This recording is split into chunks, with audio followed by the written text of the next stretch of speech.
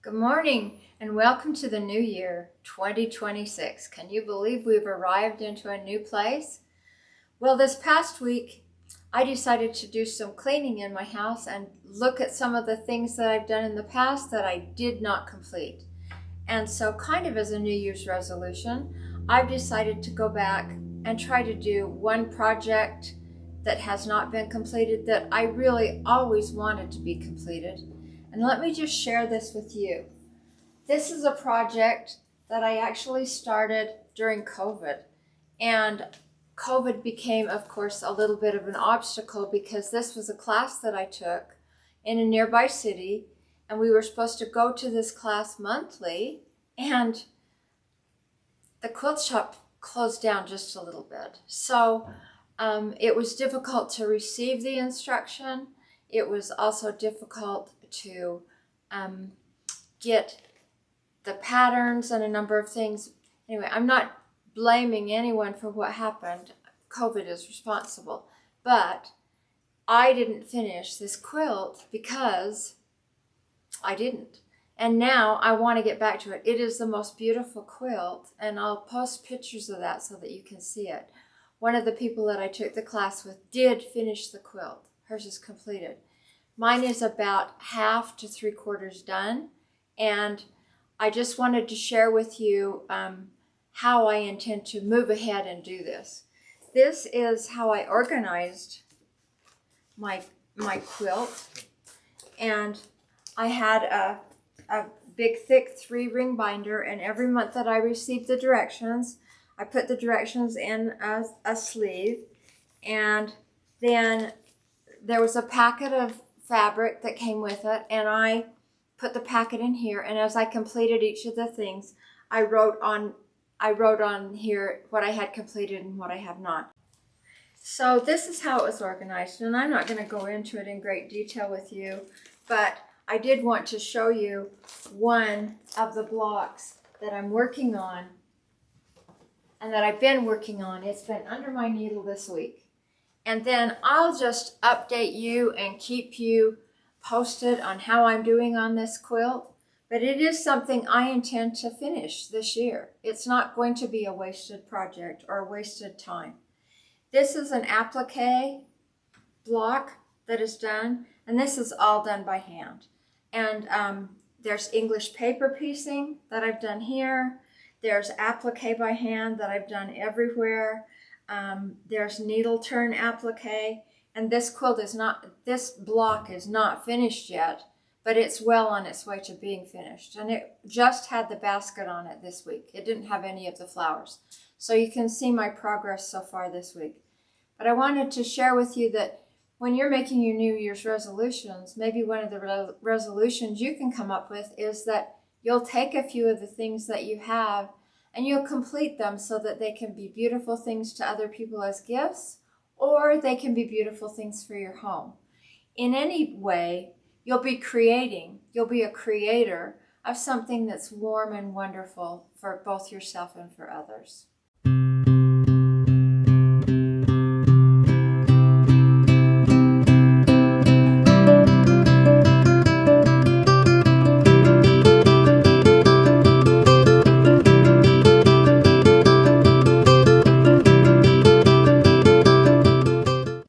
Back into the quilt studio. I wanted to share with you today, we last talked about how we put our quilt together into a sandwich, and I wanted to show you that because it's very easy to understand if I show you on my long arm quilting machine. You're not going to probably be sewing your quilt on a long arm quilting machine. You may, if you're lucky. You may decide to send your quilt off and have it long arm quilted. The advantages of that are, number one, you don't have to do it and make all the decisions about the pattern that you're going to put on it, or the logistics of getting it done. Long arm quilters are an advantage as far as designing and putting beautiful, beautiful patterns on people's quilts. That would be a decision that you would make, somewhere along the line. The size of this quilt is 60 by 70, and that's the reason I've chosen to put it on here, because it's easier for me. However, I'm going to show you what you would do if you're working just with your regular sewing machine at home. I will show you that after I show you about the long arm quilting machine. So here's our quilt, and you'll notice that on this machine there's many different rollers. There's 3 different rollers. This roller here is for part of the backing. One of the rollers over here is for another part of the backing, and then there is one that is for the top. So I'm just going to roll this one so that I can build my sandwich, my quilt sandwich, right from here. So I'm going over here. There are some turns right over here, and you'll notice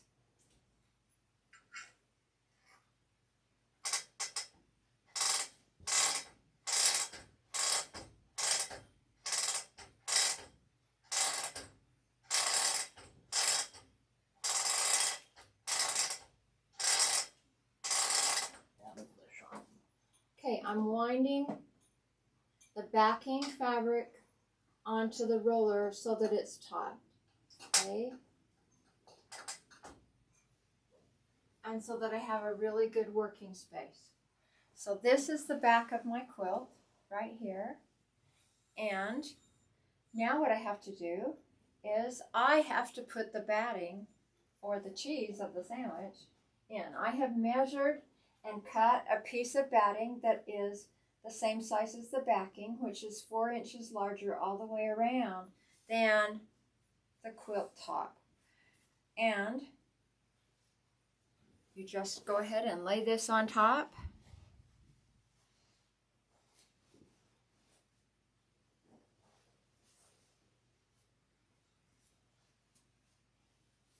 And obviously you want it to be straight, and obviously you want it to not have a bunch of bubbles or wrinkles, or, you know, you want it to be nice and smooth. So you actually can take your hand and smooth it out like this.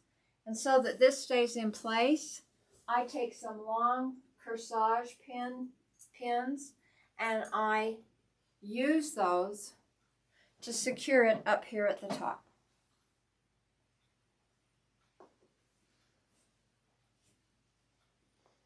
And you don't have to do it very much, maybe 4 all the way along, okay?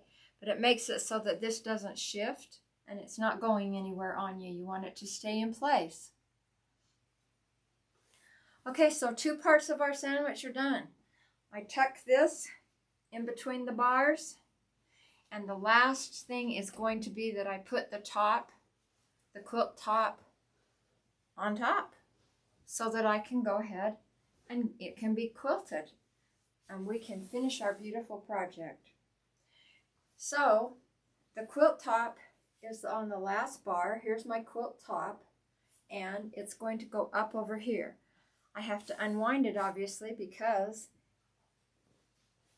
I didn't give myself enough room to get it even with these other things. So I'll go over and do that.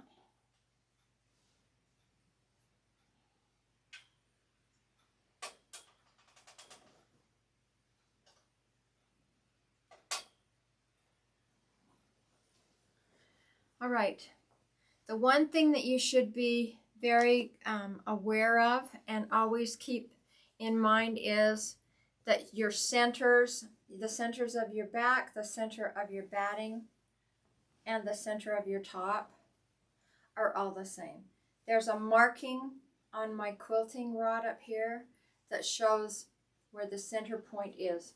There's the center point of my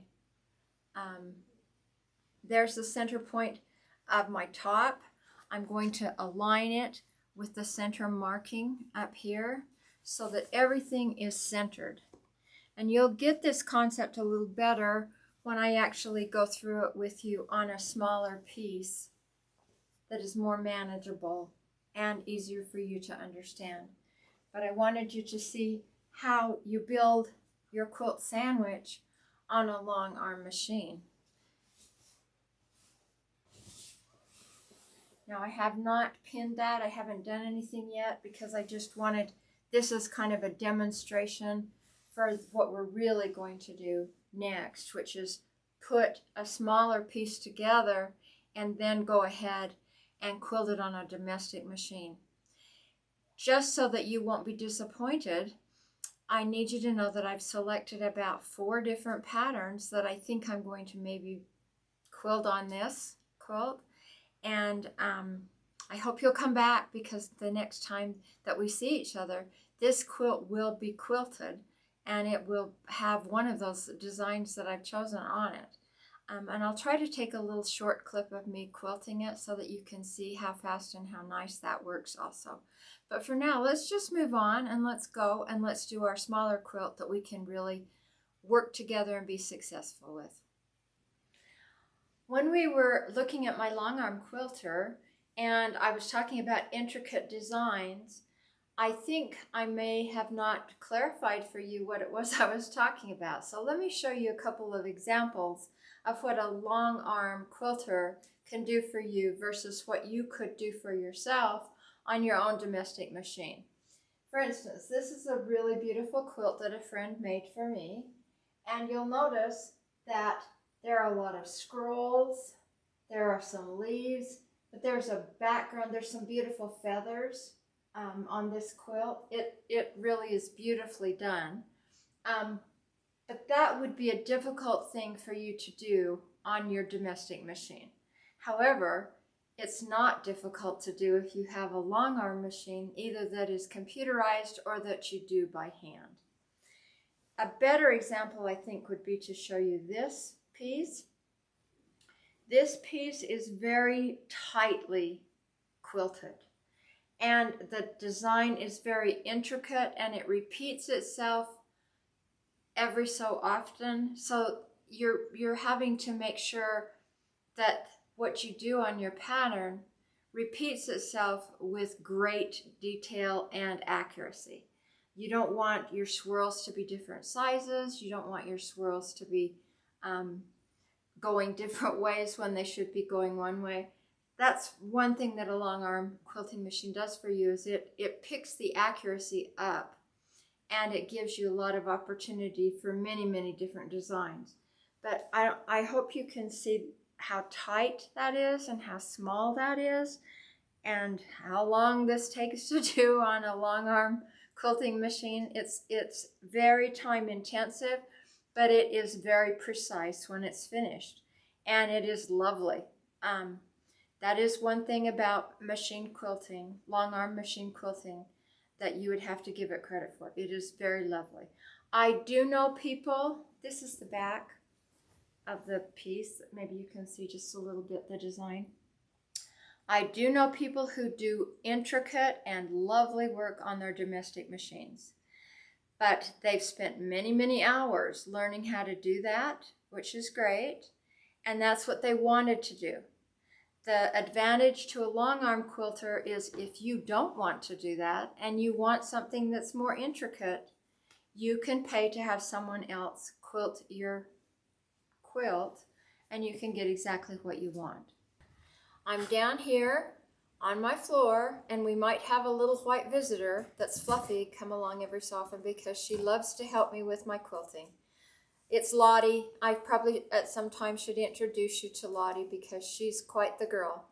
But I just wanted to warn you in case something was flitting in the camera, and it looks like she's been flitting in and out. We're here today to show you what I was talking about on the long arm machine. I'm going to show you with a smaller piece that we're actually going to quilt on my domestic machine. So this is the backing that I have chosen for the project that I'm doing. My sister-in-law wanted me to make a small table topper for her for Christmas. It didn't get done for Christmas, but it will get done. So I'm opening this up, and this is the quilt top that I have made. It's 4 by 4, 4 pieces of 10-inch fabric, just like our quilt was. I chose a layer cake because I love the variety of fabrics. So what I have done already is I have found the center of this fabric, and I have lined it up with the center of that backing fabric. and I have actually stitched it down and pinned it down. You're going to say, well, I think you forgot to put the cheese in the sandwich. And guess what? I didn't forget. I just wanted to show you how these come together. Now I'm going to take the batting and put in between that and pin the 3 layers together so that it will get ready to quilt on my sewing machine. What you need to know is, on a sewing machine, we have what's called the length of, or the width of arm that you have to work with, and you don't have very much room on your domestic sewing machine to be able to quilt. So most people will choose on their sewing machine to do very linear straight lines, or to mark this and just follow it. All I'm going to do when we get this to my sewing machine is I'm going to follow the lines where the blocks intersect. I'm going to do a whole bunch of straight lines, and after I finish the straight lines, I'm going to decide whether or not I actually want to do some that go through the quilt. I want to see how quilted it is and if I'm happy with that. The other thing that I want to do is I want to make sure that my thread and everything match and look really good. And when you're doing it on your own machine instead of a quilting machine, you're going to always start from the center. So what you are going to do is you are going to find the center of your quilt, which is right here, going this way. Thank you, Lottie, for your help. And going this way. And we're going to work out so that we don't have a bunch of bulge. So Lottie and I are going to build the rest of this quilt. Okay.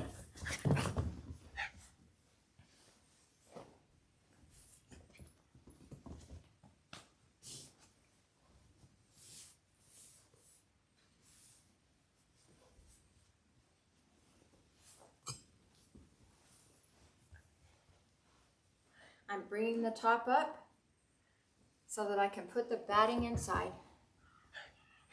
I have folded this piece of batting in half pretty carefully, not super carefully, but remember your batting and your backing are bigger. But what I'm doing is I'm now laying down this batting so that the centers match up. And there will be batting down here.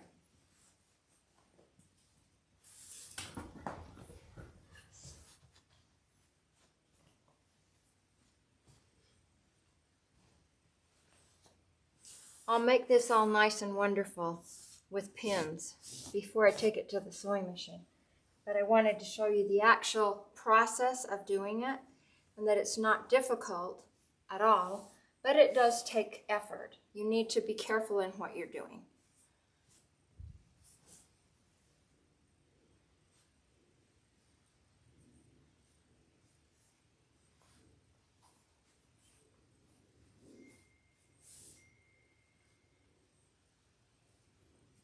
Now I bring this over here, and I've got plenty of batting for this project.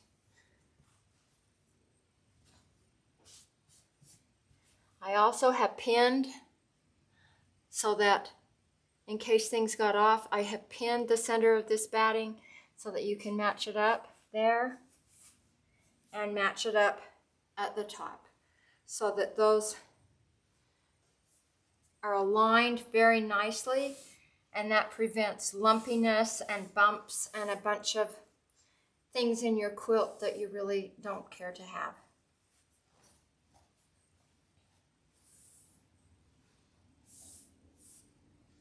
Okay, so we're getting there.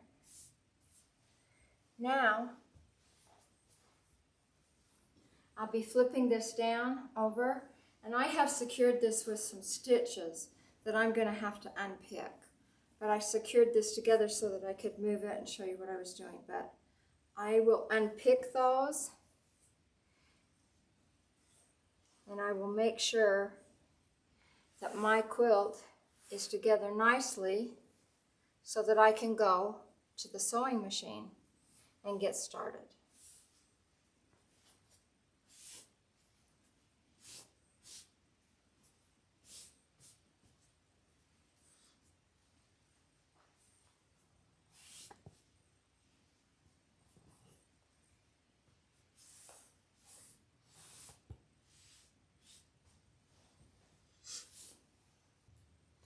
I have my quilt top now pinned, and I pinned it with what they call corsage pins, but you can pin it with safety pins, or, you know, usually people like safety pins, but I like the long corsage pins.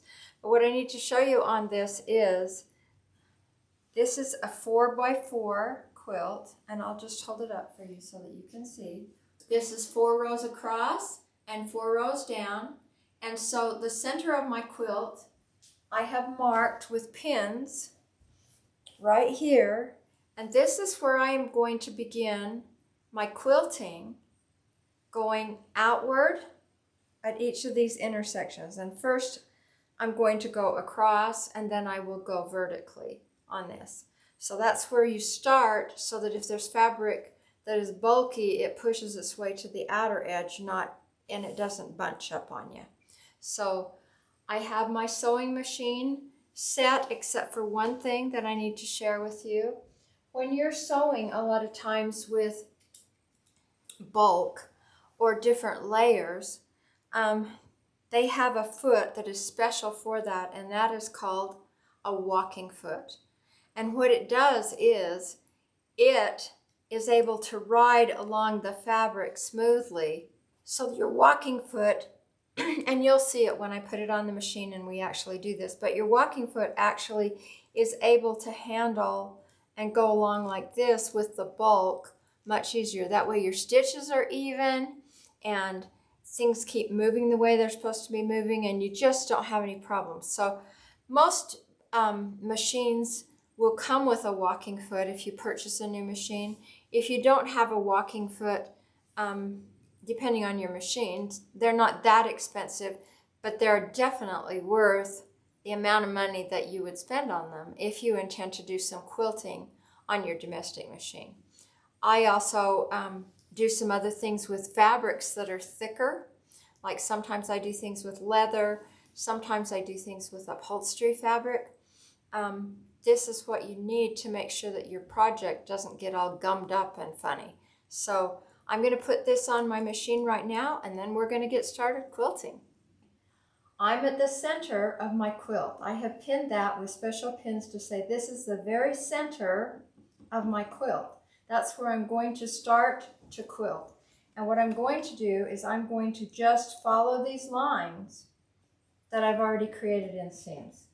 But I'm not going to run over pins, and there's quite a few pins here, so just know that that's not going to happen. What I'm going to do is whenever I start, I'm going to start in the center. I'm not going to start at the edges. So you're going to see me going down this way first, then I'll bring my needle back to the center, and I'll sew outward from there. Okay? And I'm just using a straight stitch with a regular tension, and I've got green thread both in my bobbin and on the top of my machine. So here we go.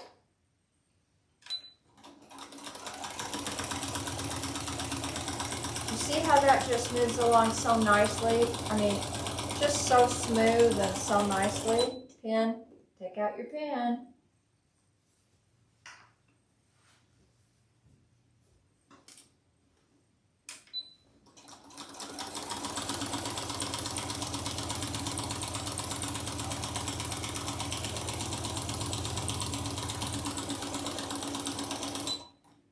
When I first started quilting, I didn't have a long arm quilting machine, and so all of the quilting that I did, I either did by hand or I did with my sewing machine. And I didn't make huge projects most of the time, or if I did make huge projects, then I took them to someone and had someone help me do them because I wanted them, you know, to be really nice. And my skill is not in quilting on a regular sewing machine.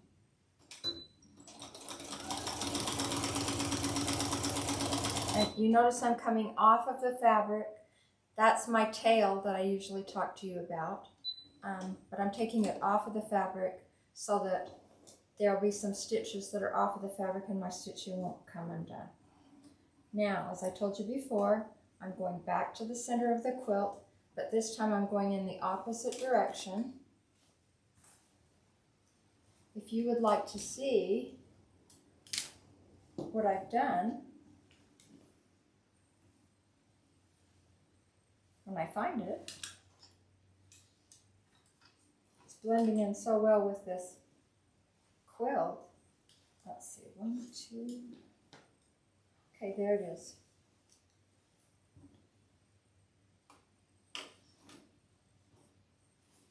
Even on the red fabric, you know, it blends in really nicely and it looks fine. But all I've done is sew a straight stitch 1/4 inch away from that seam line to get the quilting done. And now I'm going in the other direction. Okay, I'm at the center of my fabric again, and I'm now going to go this way. I've already sewn over here, but I'm going to go this way, and then I'll come back to the middle again. And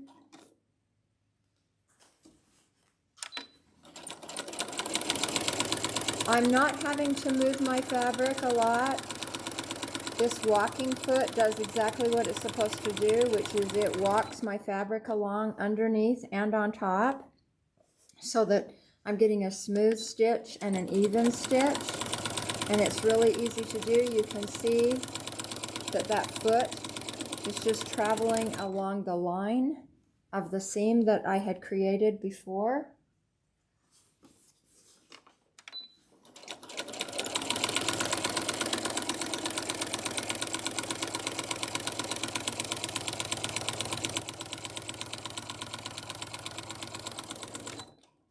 Sometimes the bulk, you'll have to stop and make sure that the bulk of your fabric is taken care of so that it doesn't bunch up on you and cause you problems.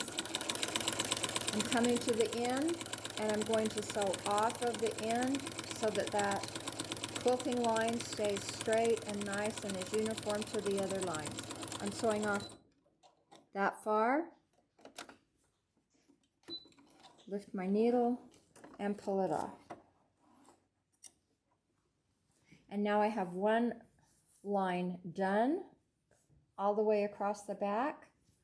And as you can see, that looks really, really nice. I'm looking at my stitches. It looks uniform going across also. Okay. Now I'm going back into the center again, but this time I'm going in a whole different direction. And as you recall, before, to me, I was going east and west. Now I'm going north and south. All right, I'm ready to go. I'm not exactly at the center. I'll move it right to the center so that you can see that.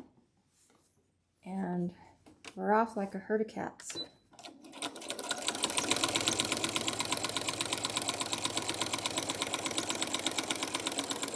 Pin I'm going to take out.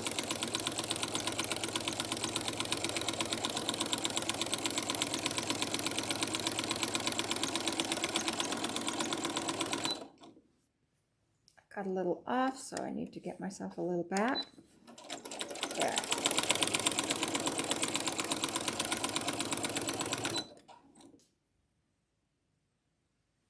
For some reason I can feel a little bit of bulk here, and it was from this over here. So kind of feel as you go to make sure that you don't catch anything you don't want underneath your quilt.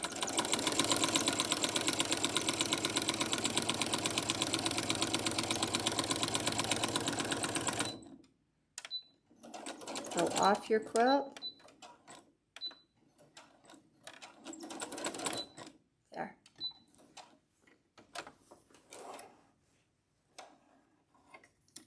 Okay, and this will be our last center stitching that we're going to do. And you ought to be able to see this pretty well once I get this done. You'll be able to see what it looks like. When we originally started this channel, and when we originally printed what we were going to do, build a quilt in 5 easy steps, we really have stayed with the 5 easy steps, but we haven't stayed with the 5 easy steps in 5 sessions. It's taken us longer to do some things than it has others. That's not a mistake on our part. That's perfectly fine. I just wanted everyone to know that we had to make some of our videos longer or over a period of time just so that we would be able to give you a comprehensive look at all of the skills that it takes. In the future, when we outline something, we'll make sure that we try to stick more to what we tell in the original thing. But sometimes you do run across things that take longer than you perceived they were going to be. So I appreciate that you've stuck with me and that you're willing to finish this quilt and have a great product. But it took us a little bit longer than we thought it was going to take. So thanks for your patience with us. Here I go. I'm going to go down this row right now.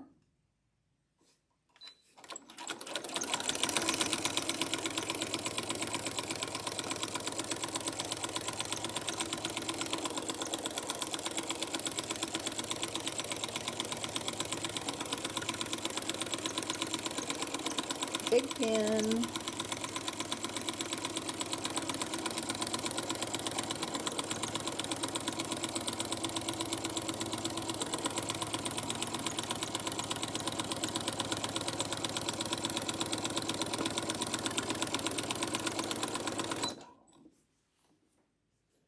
There's a little bit of bulk right here I can feel.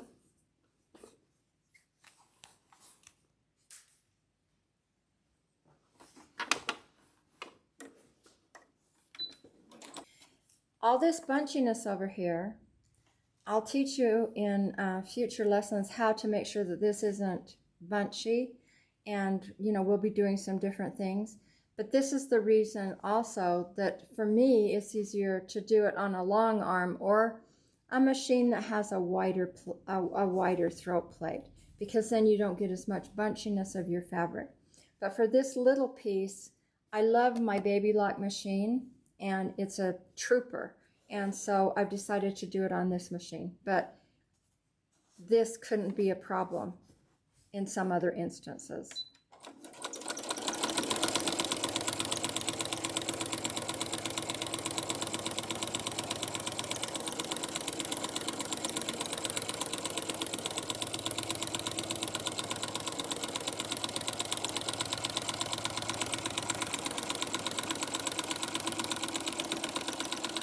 You see that this is not hard sewing. I mean, it's just straight stitch sewing. And there are other things I could do with my machine if I wanted to make the stitch a little more decorative or zingy. But this is what you would see the most on a quilt, is just a straight stitch.